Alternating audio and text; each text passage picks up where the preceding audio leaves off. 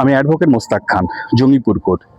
যে ভোটারগুলোর নাম ভুল বা নামের বানান ভুল, তারা খুব আতঙ্কিত এবং দুশ্চিন্তাগ্রস্ত হয়ে রয়েছে। কি তাদের নাম ভুল বা নামের বানান ভুলের ক্ষেত্রে কি তাদের নাম ডিলিট করে দেওয়া হচ্ছে, বা তাদেরকে ট্রাইব্যুনাল অন্তর্ভুক্তকরণ করা যাবে না?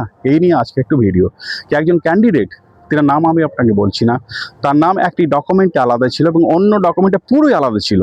মানে পুরো নামই আলাদা, নামের বানান ভুল না, পুরো নামটাই আলাদা হয়ে যাচ্ছে, পার্সেলই চেঞ্জ হয়ে যাচ্ছে। তিনারও নাম অ্যাডজুডিকেশনে ছিল।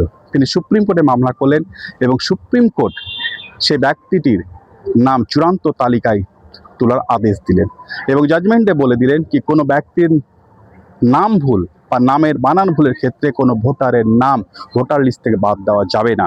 সুপ্রিম কোর্টের এই জাজমেন্টটি প্রমাণ করে কি দেশের সংবিধান ও দেশের আইন এবং জনপ্রতিনিধি আইন অনুযায়ী কোনো ব্যক্তির নামের ভুল বা নামের বানান ভুলের ক্ষেত্রে কাউকে অবৈধ ঘোষণা করা যাবে না।